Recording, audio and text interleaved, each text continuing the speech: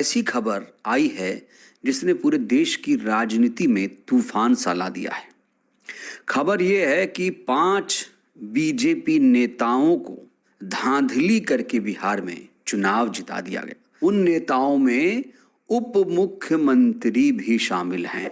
दोस्तों, पूरी खबर पर होगी विस्तार से चर्चा। आप सभी से अपील है, खास अपील, इस वीडियो को पूरा देखिएगा, इत्मीनान से देखिएगा और इस वीडियो को ज़्यादा से ज़्यादा लोगों तक शेयर करिएगा।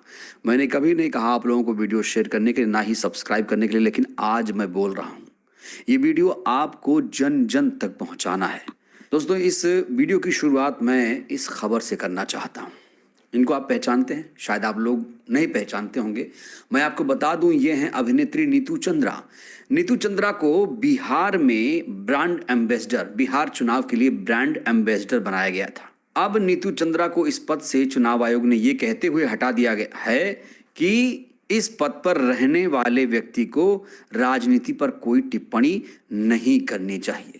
इलेक्शन कमीशन ने कहा है कि नीतू चंद्रा ने चुनाव के दौरान कई बार राजनीतिक बयान दिए जो कि नियमों का उल्लंघन है। एक व्यक्ति अगर किसी पद पर है तो क्या वो अपना व्यक्तित्व छोड़ दे? इलेक्शन कमीशन को नीतू चंद्रा की बयानबाजी तो दिख रही है, लेकिन इलेक्शन कमीशन को खुद की बयानबाजी नहीं दिख रही है। इलेक्शन कमीशन से जब डेटा मांगा जाता है, जब फुटेज मांगा जाता है, तो वो कहता है क्या हम अपनी माताओं बहनों की वीडियो आप तक उपलब्ध करा सकते हैं क्या? अरे उपलब्ध नहीं कराओगे तो कैसे कोई सबूत इकट्ठा करेगा, कैसे कोई कोर्ट जाएगा? अगर विपक्ष के नेताओं को कहीं पर शक है और सबूत मांगे जा रहे हैं तो चुनाव आयोग कहता है कि हम इसे कैसे कर सकते हैं। एक तरफ जहां एनडीए के तमाम नेता मुख्यमंत्री बनाने के लिए जद्दोजहद कर रहे हैं, तो वहीं पर एक विस्फोटक खुलासा आज सामने आ गया। दोस्तों, इस तस्वीर को देखिए आप। ये तस्वीर देखिए, ज्यादा कुछ कहने की जरूरत नहीं, बस तस्वीर आप देखिए।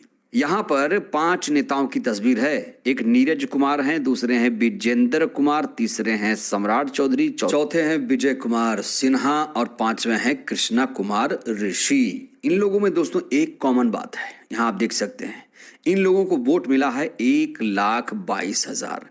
उसके बाद आखिरी की 3 डिजिट को सिर्फ बदला गया है। अगर आप डिजिट देखेंगे तो डिजिट भी ज़्यादा इधर उधर नहीं है, 400 करके है। जैसे एक डिजिट है 1,22,491, 1,22,480, 1,22,408, 1,22,494, 1,22,773 और इसी आंकड़े को लेकर अब मचा हुआ है घमासान। 1,22,000 ये सारे जितने आप देख रहे हैं, सम्राट चौधरी 1,22,480, विजय सिन्हा 1,22,408, नीरज बबलू 1,22,419, कृष्ण कुमार ऋषिदेव 1,22,400 कुछ, वीरेंद्र कुमार 1,22,400 कुछ। मतलब एक भी मंत्री जो चुनाव नहीं जीत रहे थे पहले से ही 1,22,000 के आंकड़े को ला करके सॉफ्टवेयर के द्वारा बदमाशी किया गया। सारे मंत्री को जिताने के लिए इन्होंने भरपूर प्रयास किया। मैं कई बार कह चुका हूं कि कैसे वोट की चोरी की गई, कैसे वोट की चोरी में लोगों ने पैसे का तंत्र रचा, शासन प्रशासन की तंत्र रचे। कहा जा रहा है कि ये लोग चुनाव हार रहे थे और ऐन वक्त पर धांधली करके इन्हें चुनाव जिता दिया गया है। दोस्तों, ये आरोप मैं नहीं लगा रहा हूं, ये विपक्ष के तमाम नेताओं ने इस तरह के आरोप लगाया है और कहा है कि सम्राट चौधरी हो या फिर विजय सिन्हा, इन लोगों को चुनाव आयोग ने जिताया है जानबूझकर, क्योंकि मोदी शाह ऐसा चाहते थे कि ये लोग चुनाव जीते, इसलिए चुनाव आयोग ने इन लोगों को चुनाव जिताया है। दोस्तों, ये शक है। अब बात बहुत आगे बढ़ गई है। कहा जा रहा है कि जहां इन सीटों पर काउंटिंग हुई है वहां के सीसीटीवी फुटेज मुहैया कराए जाएं, लेकिन चुनाव आयोग ने फुटेज देने से इनकार कर दिया है, बिल्कुल सिरे से खारिज कर दिया विपक्ष की बात को और कह रहा है कि ये सब इत्तेफाक है, ऐसा कुछ भी नहीं है, ये सिर्फ और सिर्फ जनता को गुमराह करने की साजिश है। किसी के पास कोई प्रूफ हो तो बताओ। प्रूफ मांग रहा है, लेकिन प्रूफ तो चुनाव आयोग के पास ही है। दोस्तों, आपको बता दें, जब इलेक्शन होता है, चुनाव होता है, मतगणना होती है, तो वहां पर सीसीटीवी कैमरे लगाए जाते हैं। जब जरूरत पड़े तो उन कैमरों को मुहैया कराया जाता है, लेकिन अब चुनाव आयोग ने अपना जो नियम है बिल्कुल बदल दिया है। अब चुनाव आयोग कोई भी फुटेज विपक्ष को मुहैया नहीं कराता है और कहता है सबूत लाओ। विपक्ष कैसे सबूत लाए? अगर किसी को शक है कि यहां पर काउंटिंग में गड़बड़ी हुई है तो फिर चुनाव आयोग विपक्ष की बातों को गंभीरता से क्यों नहीं ले रहा है? दोस्तों, इस बीच बीबीसी की वरिष्ठ पत्रकार सरप्रिया सांगवान जी का एक वीडियो तेजी से वायरल है, जिसमें वो चुनाव आयोग की कार्यशैली पर सवाल खड़े कर रही हैं, तीखा सवाल कर रही हैं और कह रही हैं कि अब कोई भी लेवल प्लेइंग फील्ड नहीं बची है। सत्ताधारी पार्टी के लोग चाहेंगे तो चुनाव आचार संहिता के बीच ही मतदाताओं को पैसे बांट देंगे, लेकिन विपक्ष अगर बांटेगा तो उसके खिलाफ कार्रवाई हो जाएगी। इतना निष्पक्ष हो चुका है हमारा चुनाव आयोग। बिना देर किए आप सरप्रिया सांगवान जी का ये वीडियो देखिए दोस्तों। इंपॉर्टेंट क्वेश्चन, क्यों हार रहा है विपक्ष लगातार सारे चुनाव? ये बात विपक्ष को और आप लोगों को समझ लेनी चाहिए कि विपक्षी पार्टियों के हारने की ही गुंजाइश ज्यादा है। अब हमारी आंखों के सामने ही देश में एक ऐसा मजबूत सिस्टम तैयार हो गया है कि उसको तोड़ना किसी के बस की बात ही नहीं है। कोई लेवल प्लेइंग फील्ड नहीं है।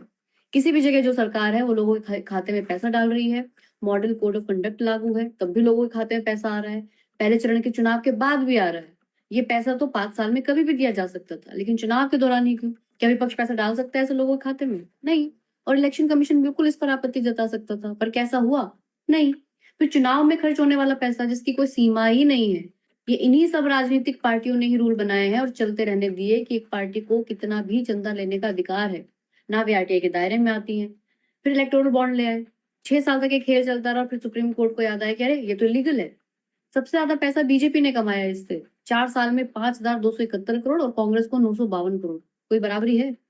जिस पार्टी के पास पैसा ज्यादा है वो तो फिर कुछ भी कर सकती है। सबको पता है वोटिंग से पहले पैसा बढ़ता है, सब पार्टियां बांटती हैं, लेकिन जिसके पास ज्यादा पैसा है वो ज्यादा पैसा दे सकती है।